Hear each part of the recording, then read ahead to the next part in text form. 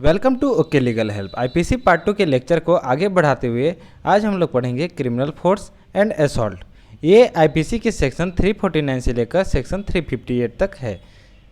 Section 349 talks about force. Use of force कब कहलाएगा? जब एक पर्सन दूसरे पर्सन के अंदर चेंज ऑफ मोशन और सेजेशन ऑफ मोशन कॉज करेगा तब, या फिर कोई ऐसा सब्सटेंट यूज़ करता है कि दूसरे पर्सन के पार्ट ऑफ बॉडी में टच होगा और उसके अंदर चेंज ऑफ मोशन और सेजेशन ऑफ मोशन लाएगा, ठीक। या फिर दूसरा पर्सन कुछ वियर कर रहा है, ठीक, वियरिंग, केयरिंग, या फिर anything so situated affects the sense of feeling of other person. उस टाइम पे अगर कुछ भी यूज़ करके इस पर्सन के अंदर चेंज ऑफ मोशन और सेजेशन ऑफ मोशन लाता है तो यूज़ ऑफ फोर्स कहलाएगा। यूज़ ऑफ फोर्स कितने तरीके से करेगा? जब पर्सन अपना बॉडी पावर से यूज़ ऑफ फोर्स करके change of motion cessation of motion लाता है, या फिर कोई सब्सटेंस को डिस्पोज ऑफ करके, ठीक, या फिर किसी एनिमल को यूज़ करके चेंज ऑफ मोशन और सेजेशन ऑफ मोशन लाता है, तो क्या कहलाएगा कि यूज़ ऑफ फोर्स हुआ है। सेक्शन 349 ये इस बारे में बात करता है। सेक्शन 350 बात करता है क्रिमिनल फोर्स के बारे में। क्रिमिनल फोर्स कब कहलाएगा? जब किसी पर्सन का टू कमिट ऑफेंस इंटेंशन हो और उस इंटेंशन से ऐसे फोर्स यूज़ करता है दूसरे पर्सन के ऊपर और दूसरे पर्सन की इसमें कोई भी कंसेंट नहीं होती है, ठीक, और ऐसा फोर्स यूज़ करता है कि दूसरे पर्सन के अंदर इंजरी कॉज हो, फियर या फिर अनॉयंस कॉज हो, या फिर knowingly that by his use of force he is likely to going to cause injury, fear और अनॉयंस, ठीक। तो ये क्या कहलाएगा? Use of criminal force. इसका एक इलस्ट्रेशन देखते हैं। इलस्ट्रेशन में है, एक पर्सन हुआ ए, बी हुआ।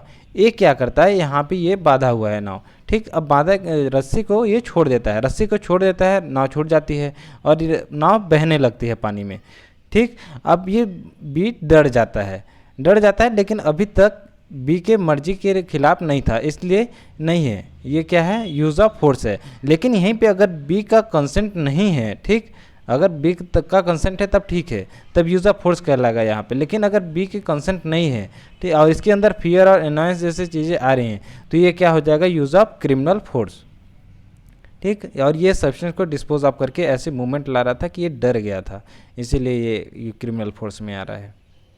असॉल्ट सेक्शन 351 बात करता है। असॉल्ट क्या होता है? जब कोई पर्सन इंटेंशन से कोई गेस्चर या किसी प्रिपरेशन से दूसरे पर्सन के अंदर ऐसा एप्रीहेंड करता है कि that person is about to use criminal force, ठीक, तो क्या कहलाएगा? असॉल्ट कहलाएगा।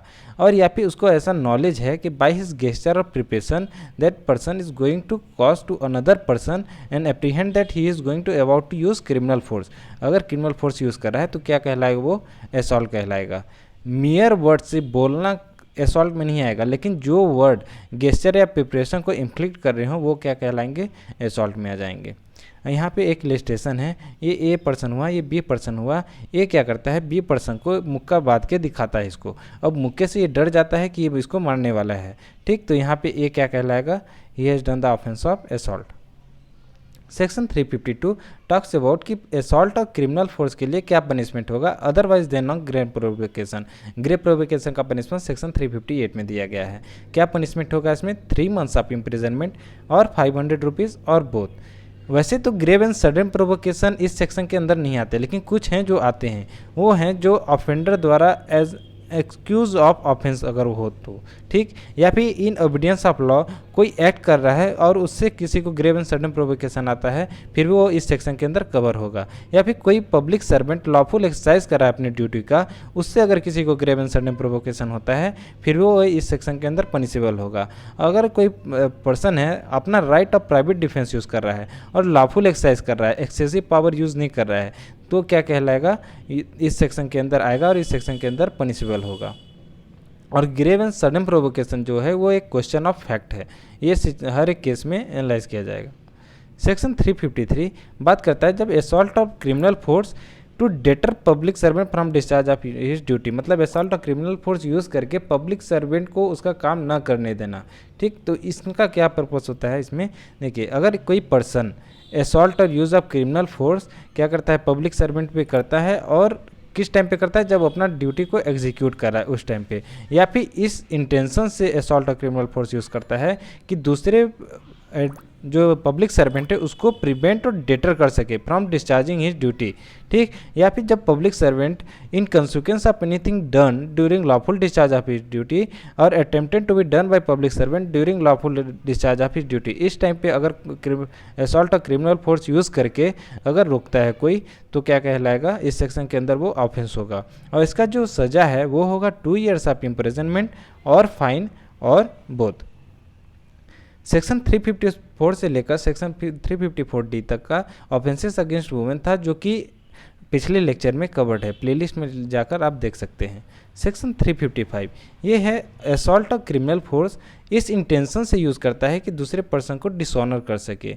ग्रेव प्रोवोकेशन में नहीं होना चाहिए, वो सेक्शन 358 में है। तो उसको जो सज़ा मिलेगी वो होगा 2 ईयर्स ऑफ इम्प्रिजनमेंट और फाइन और बोथ। सेक्शन 356 बात करता है जब असॉल्ट और क्रिमिनल फोर्स यूज़ करके पर्सन के प्रॉपर्टी को चोरी करना, theft, attempt to commit theft of property carried by person. अगर पर्सन कुछ भी चीज़ वियर कर रहा है और कैरी कर रहा है और उस चीज़ को assault of criminal force use करके attempt to commit theft of this property क्या कहलाएगा, वो इस सेक्शन के अंदर ऑफेंस होगा और उसको जो सज़ा मिलेगी वो होगा 2 ईयर्स ऑफ इम्प्रिजनमेंट और फाइन और बोथ।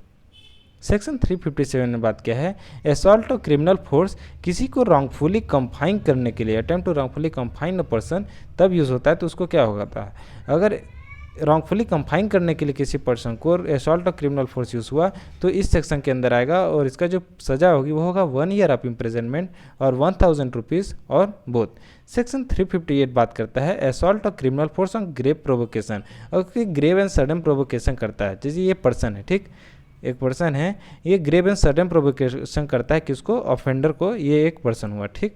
अब ये असॉल्ट और क्रिमिनल फोर्स यूज़ करता है किसके ऊपर, इस पर्सन के ऊपर जिसने सडन ग्रेव प्रोवोकेशन देता है। तो ये क्या कहलाएगा, ये पर्सन इस सेक्शन के अंदर ऑफेंस कहलाएगा और इसको जो सज़ा मिलेगी वो होगा 1 मंथ ऑफ इम्प्रिजनमेंट और 200 रुपीज़ और both. Thank you for watching video and most welcome to okay legal help. साथ में बने रहिए, हम आगे और भी वीडियो लाते रहेंगे।